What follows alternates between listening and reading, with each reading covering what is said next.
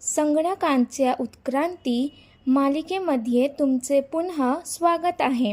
पहिल्या भागात आपण पाहिले की संगणकीय प्रक्रिया अबॅकस सारखा साध्य साधनांनी कशी सुरू झाली. आज आपण अशा टप्प्यावर पोहोचलो आहोत जिथे संगणक केवळ गणनेचे साधन राहिलेले नाहीत, तर अशा मशीन्स बनवल्या आहेत ज्या सूचनांचे पालन करू शकतात. चला प्रयत्न करूया. यांत्रिक संगणकांचे युग.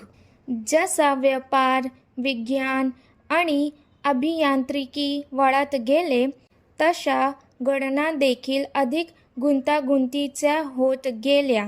माणूस स्वतः सर्व गणना करू शकत नव्हता, म्हणून एक कल्पना सुचली. गणितासाठी यंत्राचा वापर करूया. येथूनच यांत्रिक संगणकांच्या संकल्पनेची सुरुवात झाली.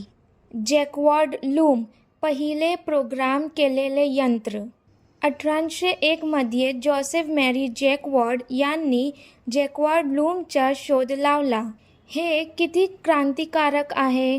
कापडाविणाणे आपोआप होत होते. डिझाईनचे यंत्रण पंच कार्डद्वारे केले जात होते. प्रत्येक पंच कार्ड ही एक सूचना होते. याच पंच कार्ड्समुळे कम्प्युटर प्रोग्राम्सचा पाया रचला गेला.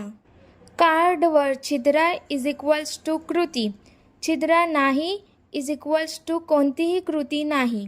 हेच बायनरी लॉजिकचे पहिले भौतिक स्वरूप आहे. हा आहे या भागाचा नायक, चार्ल्स बेबेज. Difference engine 1822.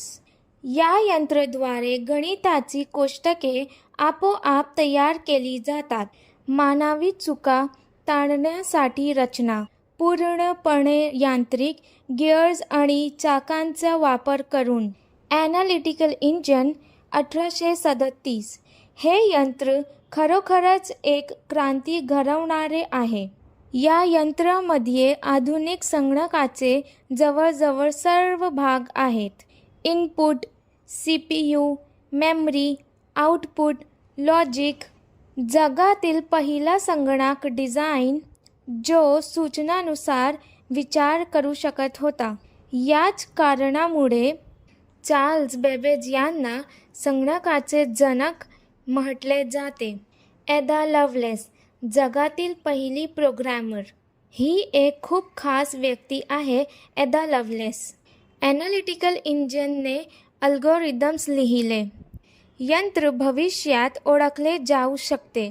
प्रक्रियेची जाणीव करून दिली. पण संगीत आणि कलांवरही प्रक्रिया केली जाऊ शकते.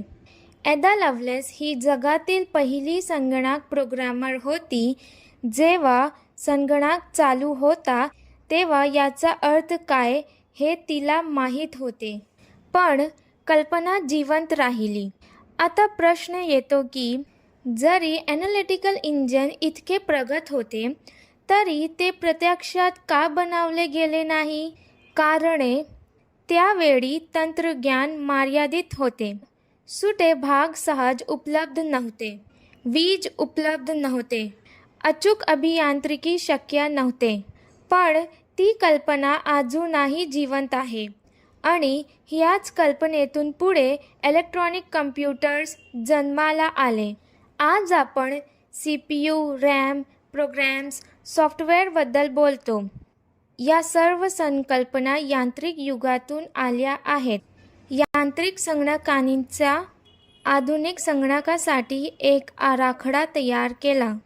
मित्र, यांत्रिक संगणकांनी हे सिद्ध केले आहे की यंत्रे सूचनांचे पालन करू शकतात. पुढील भागात आपण पाहू विद्युतमुळे कॉम्प्युटिंग कसे शक्य झाले. व्हॅक्यूम ट्यूब्स आणि पहिले इलेक्ट्रॉनिक संगणक. लाईक, शेअर, सबस्क्राईब करायला विसरू नका आणि भेटूया भाग 3 मध्ये.